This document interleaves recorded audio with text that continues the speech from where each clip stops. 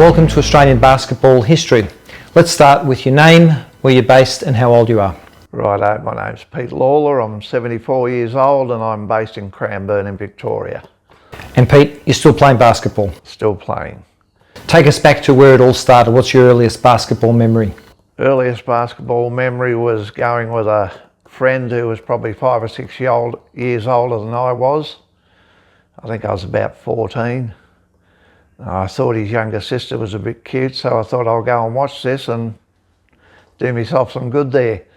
And yeah, had a couple of shots at his warm-up and just decided this was a good game for me. So the following year I started playing basketball to keep fit for football through the summer.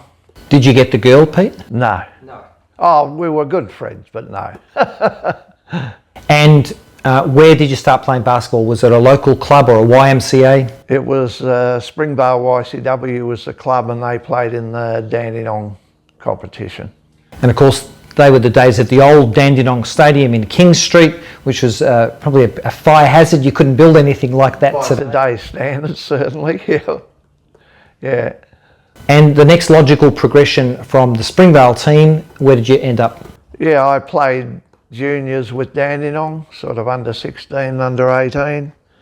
I think when I was 17, I got a berth on the senior team as well. And this was in the Rangers? This was in the Rangers, yeah. So just basically played for Dandenong till I was 19, and that's when I went to the US. Rangers for a long time had the support of Jayco, a major sponsor, and seemed to be able to use that support to do all sorts of development and lift the performance and skills of that team and that brand and that organisation. So back in the day, what was playing for Rangers like? Oh, look, it was good. Rangers were in the country Victoria League when I started, and I think when I was 18 we moved into the state championships. And yes, you know, we came up against players that I sort of had looked up to and sort of worried about when I went onto the court. And you know, the sort of legends of the game, as they're called, Lindsay Gaze and Kenny Cole and Billy White and all those guys. And so it was good to challenge yourself against the best of them. The next step in your journey is a pretty important one, from Dandenong all the way over to the US. Is that right? Yeah, went to a small college on the west coast called Oregon Tech. How did that happen, Pete? A guy that came out to Dandenong to coach us, the senior men's team, a guy called Willie Anderson. He was a playing coach, sensational athlete, former Harlem Globetrotter, and just, you know, he'd get 50 points a game regularly. He was just a sensational player. Just playing with him, and I got close to him while he was coaching the team, and he just asked me one day, he said, look, would you be interested in going to the US to play in college? And I said, oh, of course I would, you know. So he made a couple of contacted a couple of different colleges, small colleges on the west coast. One of them actually was where Rolly Holcomb went to college, and Rolly and I actually played against each other, but I don't think Rolly ever knew that Chico was one of the options that was offered to me. And the other one was Oregon Tech, where Willie had gone himself, and he and I felt that I'd probably get a better look at things if I went where his old coach was and where he could really have some influence. So that's where I decided to go. Most of us would be challenged finding Oregon on a map, much less understanding what's unique about Oregon and Oregon Tech. Perhaps you could tell us a bit about your experience there. Yeah, look, Oregon Tech was, as the name suggests, it was a technical institute, did engineering subjects and nursing and that sort of thing. Very well respected academically. As far as the basketball went, we played in, I think it was the Southern Oregon Conference it was called, of the NAIA. We had mixed season the first season, bit better the second season. So things got better as we went along, but we had a couple of very good recruits from Washington DC, black guys that were sensational players, both of them. One of them was an All-American for small colleges, and so playing there, it was certainly an eye-opener. I remember to this day the first time I picked off a pass, and it was a home game. It was our first home game, and I got to start, and I picked off a pass and took off down the court and went to lay it up as we do. And this little black guy, must have been about 5'8" or 10, just came out and just sent it out of the gym on me. And I thought, oh, here we go, I've got to start doing things a bit differently. So I sort of started working on a few more aspects of my game after that wake-up call. So I imagine the standard of US players, college basketball, was far in excess of what you'd played against in Australia. It was a real eye-opener for me to get over there. Even in that small college system, it was just so strong. How long were you at Oregon Tech? 3 years. Tell us about your game and the skills that you developed over there. Look, I was always a shooting guard, so it's more the environment that you face over there. They base your studies and your athletics are very carefully programmed so that you do both. So you get a lot of time to work on individual skills, and I used to work mainly on shooting the ball. That was what I concentrated on. I wasn't the greatest dribbler in the world. I was capable, but not the best at it. Defensively, I never ever claimed to be a great in and atom defender, but I prided myself that my man rarely scored. So I'd play probably what would be considered conservative defence, and try to make sure my guy didn't score, and if I could help someone else out, I would. But did you play with or against some players that went on to be important and impactful players in the NBL? Look, in the NBL, the only guy, NBA, not that I'm aware of, no. But I never really kept in touch with things once I left there. I came back here to sort of with a specific task, and I never really kept an eye on what went on over there. When you did get back, what did you come back to? Came back to Dandenong again, still playing in the State League, and the forerunner to what's now the NBL was a tournament system called the National Club Championships, I think it was, or Australian Club Championships. And that sort of morphed into today's NBL, but at that time it was a few clubs, the top clubs from all the states in Australia would come together for a week-long tournament to see who was the best club team in the country. Do you have memories from that time that you wanted to share? Oh, look, they were great tournaments. I think I had good tournaments. I think particularly before I forget where the 72 Olympics was. I think before that I had a particularly good tournament and thought I was a chance to at least get on the squad to try out for the national team, but it didn't happen. So I sort of dropped the bundle a bit and stopped playing the sport for a couple of years, which was very unusual for me because I've done it every day of my whole life.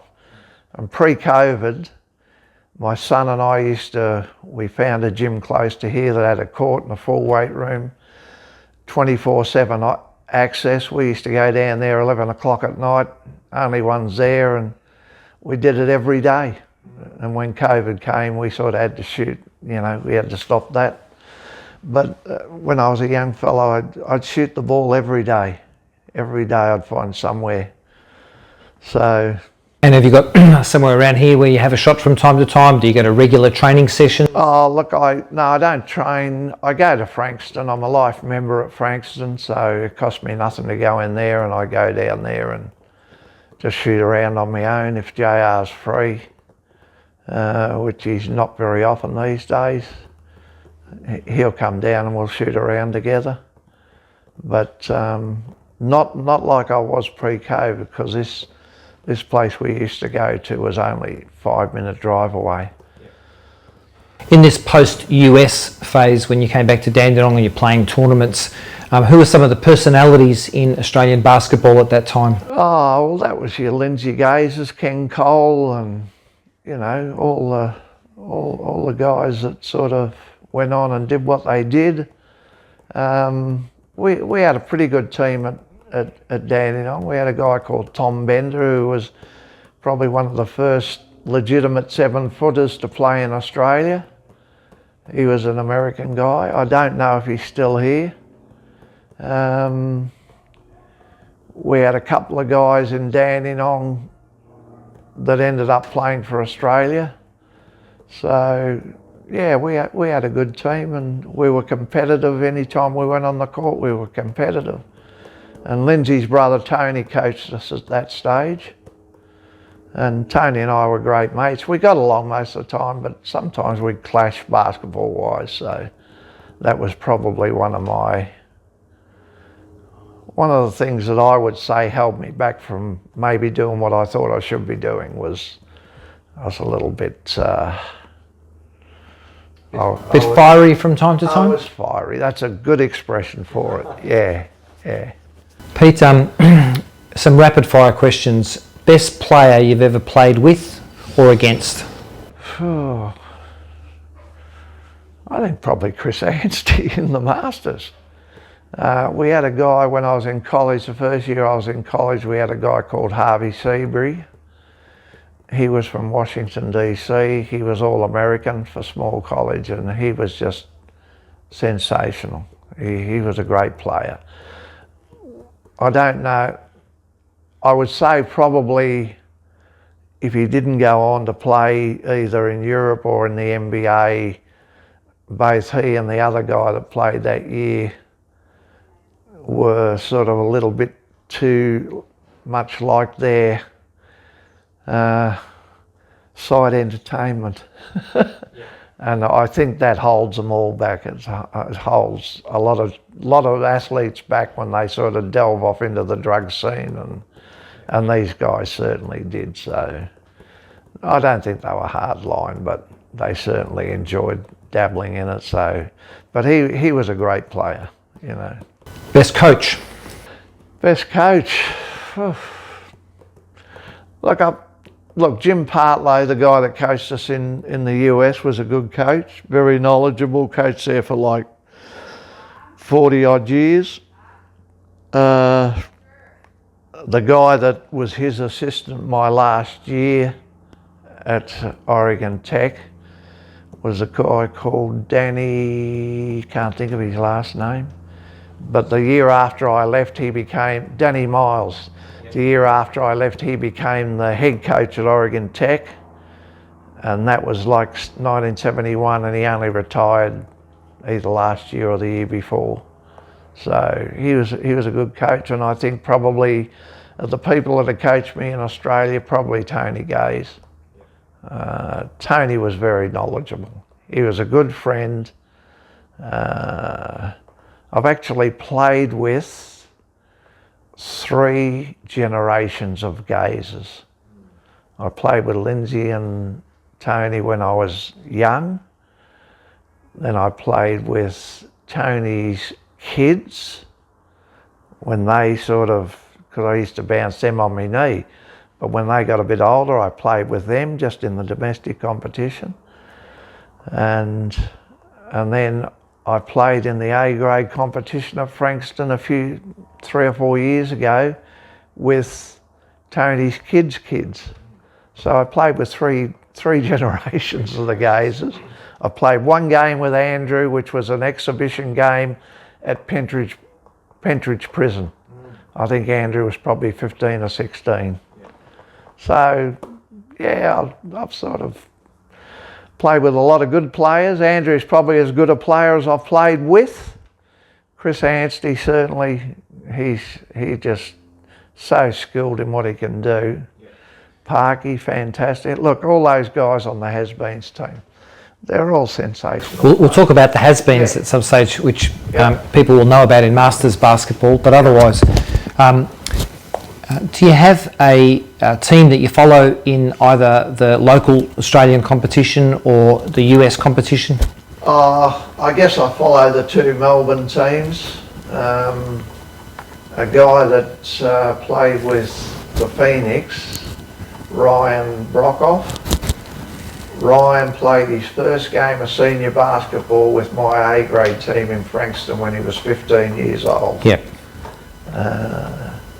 So I followed him when he went to college. I followed his career, and then when he went to the NBA. And so I sort of followed the Phoenix because I was interested in what Ryan was doing. And he is actually on a Form 4. When he hits Masters age at 35, he'll be playing with us in Frankston. Yeah. So, what year did you step out of playing competitive basketball and move into the Masters part of your basketball journey? Look, I still used to, I played A-grade domestic into my 50s, you know, well into my 50s. I started playing Masters basketball probably in my late 30s. Yeah, so. And since that time, I didn't even know it existed when I first, when I first hit 35, I didn't know it existed until Burbs rang me up to go to Norway. And that's when I found out about Masters basketball. Well, tell us that story. So Norway was your first Masters? I didn't go. I couldn't go. I had a ticket to go. I was ready to go, and I just couldn't get away for some reason or other. I wanted to go, but I couldn't. But then I played my first tournament with the Myths and Legends was, I think, an Australian Masters Games in Melbourne. Not the World Masters game. I played with the Myths and Legends in the World Masters Games, but I think my first tournament with the Myths and Legends was in the Australian Masters Games in Melbourne. And tell us about the international tournaments that you've been to, the locations. Yeah, look, I played, once again, I was supposed to go to Portland and play, but something happened. I don't know whether it was injury or what happened. I never made Portland, and that was funny because that's how Larry Ferrenbacher came to be with the club, because I recruited Larry to go up to Portland. And then he always held it against me that I never showed up, but he loves it. He loves the club, he loves playing, and so he said, I still hold it against you that you didn't show up in Portland. But then I think the next one was Edmonton, where I did go and play. That was a good tournament. You know, it was a good tournament. We played the Russian national team from '72 up there, and it was good. I had a good game against them, which was very satisfying. Did you get to Puerto Rico at some stage? No, I played for Puerto Rico in the US Masters. Yeah, I had met some guys from the Puerto Rican team when I played a tournament over in Chicago with, the friends of mine that come and play with the Myths and Legends here. We played a tournament up in Chicago called the Windy City Shootout, and we won that tournament. And we played the US Masters, I forget how long ago. I think we played 60 plus in the US Masters, and a very, I'll say small, Tab was our centre, so he wasn't, Tad's big and plays well at centre, but he wasn't big. We were very small. We managed to get to the final, and we played a team out of Detroit that were just sensational. But we managed, we ran them early, got a lead on them, and then we had a couple of injuries, and we were down, I think, 6 players, and then one of our guys fouled out and someone else got hurt. So we were down to the bare 5 for most of the second half, and this team was coming at us. And I think in that game, I was witness to, not did it myself, but I was witness to what I considered to be one of the most sensational plays in Masters basketball that I've seen. We had a guard, he was probably 6'1", 6'2", and these guys were coming at us. If it went to overtime, we were gone. We were a point up, and the Detroit team had the ball, and they brought the ball down to the wing, and there was a guy called Victor Deal, who I think is one of the best Masters basketballers I've seen. He's 6'8", I suppose, but slim, athletic, still moves well. But he sort of dropped down from the top of the key, and he was right at the basket.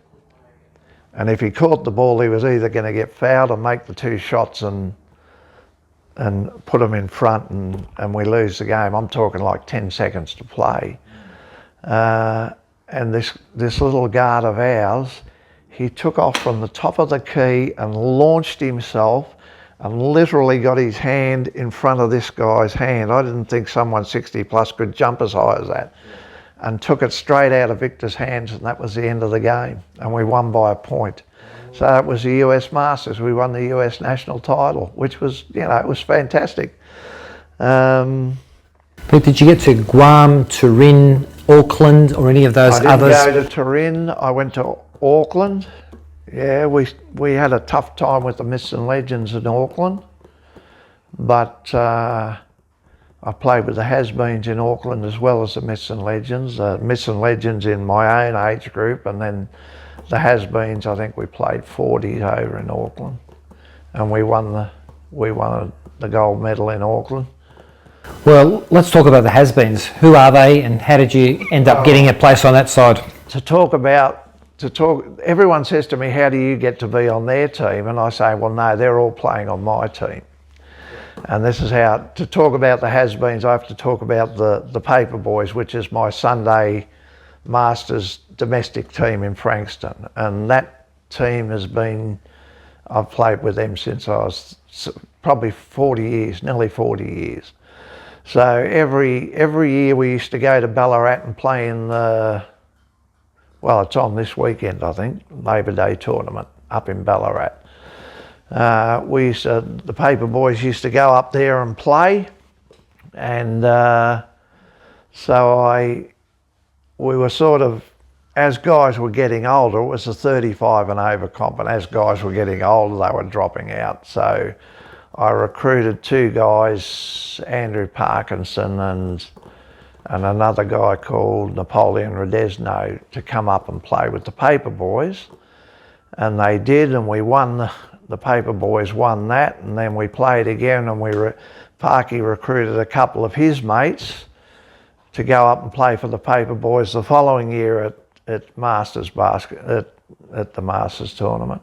And a few of the guys, like Chris Anstey and a few other guys, had never really considered playing Masters basketball when they finished their professional career. Played the Ballarat tournament, and they loved it. They just loved playing. So they decided that they wanted to play other tournaments around the country, and they changed the name of that touring team to the Has-Beens. And this was at their suggestion, not mine. I think it was Chris Anstey came up with the idea. We play one game the Has-Beens play one game per tournament in the Paper Boys uniforms. We've got a little Has-Beens on the back of a Paper Boys uniform. So to keep a link to the origins of where the team started, that's what they like to do, play one game per tournament as the Paper Boys. And they've kept that going. And as I say, so I've always played with them, and as I've gotten older and they've kept going and we've kept adding, they're very selective about who they recruit. So it's gotten to the point now where, like on the Gold Coast, I think we'll probably we certainly did last tournament, we'll have 10 players, from the local groups. When we go overseas, not everyone can go. Yep. So I'll play. If we get 10 guys from the group that want to play a tournament, well, I've always said I'm not gonna hold anyone out of a game just because I want to be there. So I just coach. I just go as the coach if we've got 10 other players. And that's the has-beens. That's how they started. That's what they grew from. I might have shared with you, Pete, that I came across, faced off against the has-beens at the Great Barrier Reef Masters Games that was held in Cairns, the last one that was held up there, and it's just an honour to be thrashed by those players. Yeah, they're pretty tough. They're basically a who's who of Australian basketball. You know, every one of them knows how to play, and it's really, look, what you said is a pleasure to be thrashed by them. It's also a pleasure to play with them. Yeah. They are so willing. They, like when we don't have that 10 and I actually play, they so much want me to play. You know, they say, I'll sit there, and if a game's close, I'll just sit there, and someone will say, yeah, are you going to go on? No, I'll go on. I'll go on when I'm ready to go on. You know, I don't want to go on there and be the reason, because we've never lost a tournament, ever. We'd never actually, until we went to the World Masters in Auckland, no team in any tournament had ever been in front of us. And we got over to Auckland there, and we came up against the Lithuanian team, and they were 20 points up on us at quarter time. And I think they ended up beating us by 18 in the round robin. And then they got to the gold medal game, and so did we. And it was probably the best game of Masters basketball that anyone's seen. I didn't play. I was a player and had played in the preliminary rounds, but I didn't play in the final. But it was one of the best games I've been a part of. I think we led by 5, I'm going to say, at quarter time. I think they led by 2 at half time. The scores were the scores were level at 3/4 time, and we ended up beating them by 12. And just the standard of the game was just unbelievable. Peter, a few comments about basketball in Australia over the course of your journey. It's changed significantly. What would you say those major changes are? Obviously, the time that the guys put into their game now is so much more than when I was younger. You know, the training, you know, the physical aspects of it, the athleticism of the kids now. You know, it's all just gone to another level. I wouldn't say that. You know, I watch games and I look at people playing and think, well, you wouldn't have got a game on some teams I played. But that's more because of the way they play the game and how they go about it, not on their athleticism. But that's the main change that I've seen. And the changes I don't like is it's been so heavily slanted towards the offensive player now. You know, my big beef is, why is an offensive player allowed to go bang, bang, bang, bang till he gets you under the basket? But if you as a defender go bang, bang, bang, bang to push him away from the basket, they'll call a foul. And that's, I know it's done because they want high scoring, and so I think it's very hard for a defender to play defence now. It's easy enough for me because I've always played very conservative and stood off fellas. But for anyone who wants to get up and at it and play really hard-nosed defence and that, it's almost impossible to do that now. And I think they travel too much now and carry the ball. They're my big gripes about the game now. I see guys doing this all the time. Well, I mean, unless they've changed the rules, and I'm not aware that they've changed the rules, it just seems to be a thing that the referees don't enforce it. Speaking about bang, bang, you've had a few bangs and dids along the way. You've had knees done and all sorts of other procedures. Tell us about that. Mainly the knees. I haven't had much go wrong with me except the knees, except my wrist is giving me grief at the moment. I'm seriously considering going and having a little cortisone into it to keep myself on the court. Yeah, knees have been an issue. I tore a cruciate ligament probably in my 30s, and I played for 2 years without it ever being diagnosed, and I couldn't work out why. Sometimes I'd go to make a move and I'd just wobble and fall over, and I couldn't figure out why. And I went in to have an arthroscope with this one surgeon who hadn't done the original surgery on it when I tore the ligament. I had an arthroscope, and I went to have arthroscopic surgery just to sort of clean things up. And I guess a couple of days later, I was just turning around at the bathroom mirror, I think, and my knee just locked up on me. And this is only just after I'd had surgery. And it was Christmas, so I rang the place where it was actually, Gerard Healy was my physiotherapist. So I rang Gerard up and I said, look, knee's locked up, I need someone to do something, I can't move it. So I went down, and he sort of manipulated things around and got it working again, but he said, you really probably need to find out what's wrong. You better ring David up, the surgeon, and they better have another look. So I rang this surgeon up, and he was on holidays in Western Australia or something. So Gerard had a surgeon who used to come down from the city once a week and do consulting at his practice in Frankston. So he said, why don't you see our guy, Ray Crowe? And I knew who Ray Crowe was because Gerard actually played a couple of seasons of domestic basketball with me in Frankston.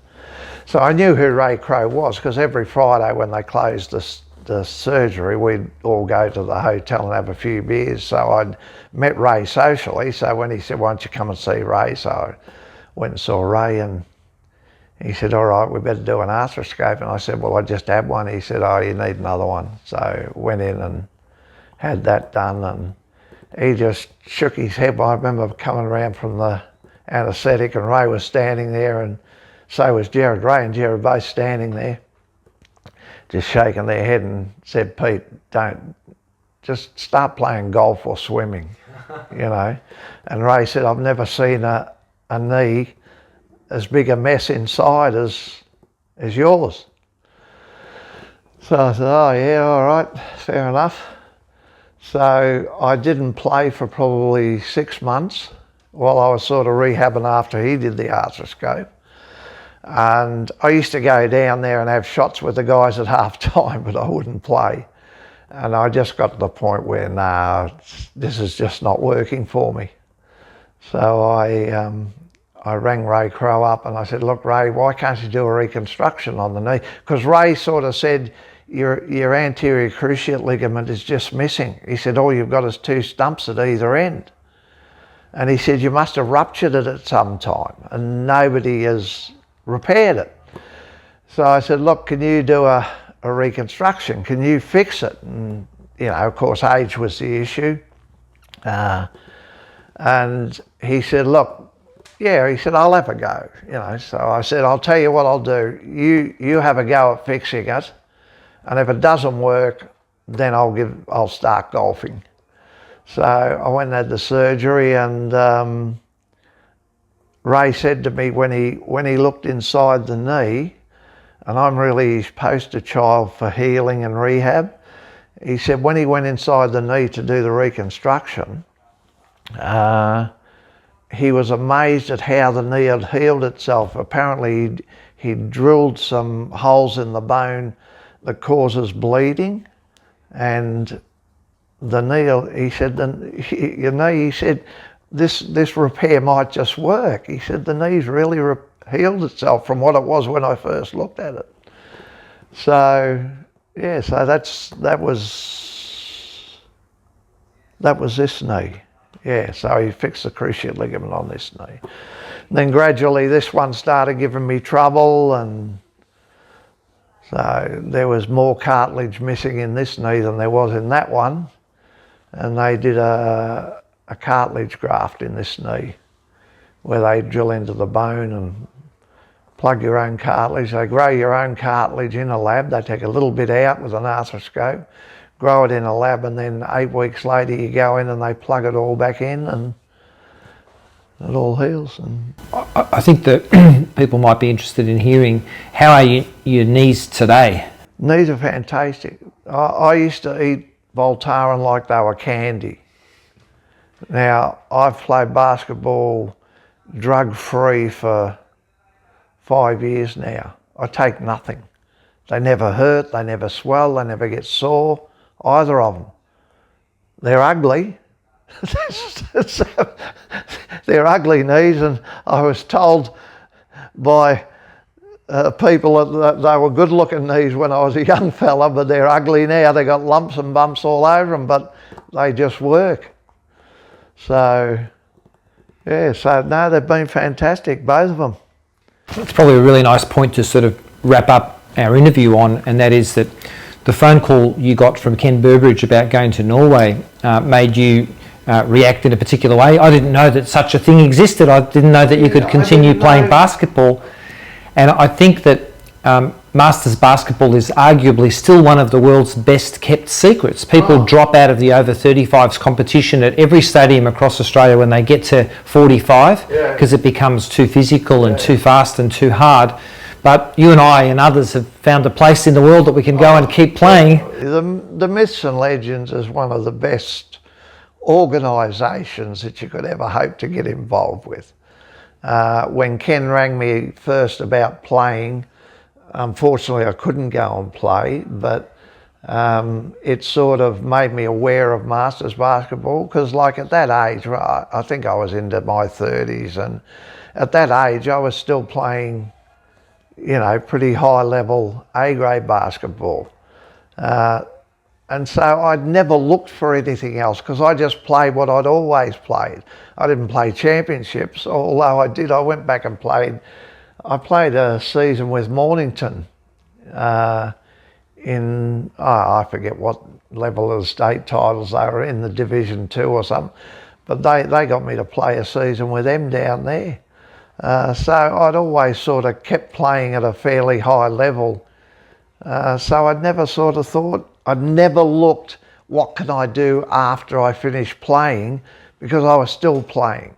But when Ken rang up about Norway, that was, that sort of piqued my interest in the Masters. And then, as I said, I don't know whether it was Ian or, I think it was probably Ian Farr rang me up about playing with the Myths and Legends in Melbourne, which was my first tournament. And the rest is history, shall they say. Peter, your next tournament is, the next big tournament for you is up on the Gold Coast, the Pan Pacific Games. You've probably competed in many of them. We'll just get you to hold the ball that you're cradling on your knee. Are you planning on taking this pretty flashy ball? No. The one I use all the time's in my car, so I'll take that with me. Yeah, look, I always got a ball in the car, because most days I go and have a shot somewhere, whether it's outdoors or indoors, or, you know, usually manage to get a couple hundred shots up. Just something I've done all my life, and I was a bit crook over Christmas, New Year, so I've been a bit slack since then, but I'll get back into the habit now that the Gold Coast is coming up. And I've just found out, well, not just found out, but become more aware of Friday training with the Myths and Legends. Sunday's a bit hard for me because I play on a Sunday night, and I found when you go over and train on a Sunday with the Myths and Legends, it's half court when you're scrimmaging, and when you're scrimmaging half court, you're moving and doing something all the time. And I found I was getting home on a Sunday, and I was flat out getting up and down the court. So, well, Fridays are becoming very, very popular, and of course it's a slightly different demographic, but it's fantastic. Yeah, well, I'm going to give Fridays a go with it, and try and get a little bit ready for the Gold Coast. Hey, Pete, I hope you don't mind me paying you a compliment. I pride myself on my shooting, and I wish it was a lot better. But when I look at yours, I just see consistency. Every shot looks the same. The way that you take the ball, and the way you prepare for the shot, and the way that you release the ball and you follow through. It's just such a consistent shot. And you talked about within the club as being just an iconic shooter. Have you ever thought about being a shot coach for some of us younger guys like myself? Yeah, look, I haven't. It's been hard because the Missing Legends are a long drive for me. You know, if someone comes up and asks me something, of course I'll offer my advice. But as I said before we started this, I'm not really someone who pumps up their own tyres. I just like to do what I do. Someone asks me for some tips, that's fine. My own son, I taught him to shoot, and I think he's got one of the most beautiful looking jump shots in the game. And I remember I'll pump my tyres up on one occasion. I remember when we played in Edmonton in the World Masters Games, we played against the Russian team. And I just had a knockout against the Russians. I just made the first couple, and once the first couple go, well then it's just relentless. And they had a function, a social function at the exhibition centre there, and I was standing with Larry Ferrenbacher and Eddie Palabinskas. And Eddie played with us in Edmonton, and I think Eddie's got the best mechanics of anyone I've watched shoot the ball, and he's a great coach. I've done a few coaching sessions helping him with various players when I've been in the US down visiting with him. And as a matter of fact, my own son, who I thought I taught well, I forget where I went. I went away on business somewhere for about 4 weeks, and when I came back, something, I could tell something had changed about his shot, but I couldn't put my finger on it. And so I decided, JR and I went over and stayed with Eddie, and I got Eddie to give him 3 days to work out this glitch. I couldn't get him out of it that someone else had gotten him into. When I left, it was perfect. When I came back, there was something imperfect about it, but I couldn't put my finger on it. So I took him over the States. Oh, it was when we played Orlando. I took him with me over there, and after the tournament in Orlando, JR and I went down and stayed with Eddie for a few days. And Eddie, I told him, I said, there's something there, Eddie. I said, I can't put my finger on it. But Eddie worked him out and just had him fixed in 3 days, and we went on our way and came back. So I think Eddie's mechanics are probably as good as anyone I've seen. I think he's as good a shooting coach as anyone I know. But anyhow, getting back to the story about the Russians, we're standing there with Larry and Eddie, and the coach of the Russian team came up and started talking to us. And he said to me, I forget what number I played as. I think I might have been 34. He said, oh, you're number 34. And I said, yeah. And I thought, you know, I've had a sensational game against you, so I understand why you remember me. But then he come out with this statement. He said, I want to say you have the most beautiful jump shot in this tournament. And I thought, oh, well, that's something coming out of him. So that's the only thing I'll ever pump myself up about, was that comment really sort of meant something to me, especially with Eddie standing beside me, who I considered to be as good as anyone. Well, from my perspective, I'm sure the perspective of lots of others that have seen you play, I'm in heated agreement with that comment. Otherwise, Peter, thank you for the contribution that you've made to the sport over a long time. You really are the poster child for Masters basketball. Still going strong, still love it, still playing as often as you can, thinking about playing more often, working your way through to the next big tournament. So thanks for your contribution, and it's been wonderful to have played with you and have to spend some time with you today. Okay, thanks George. Pleasure to talk to you, and let's keep hooping.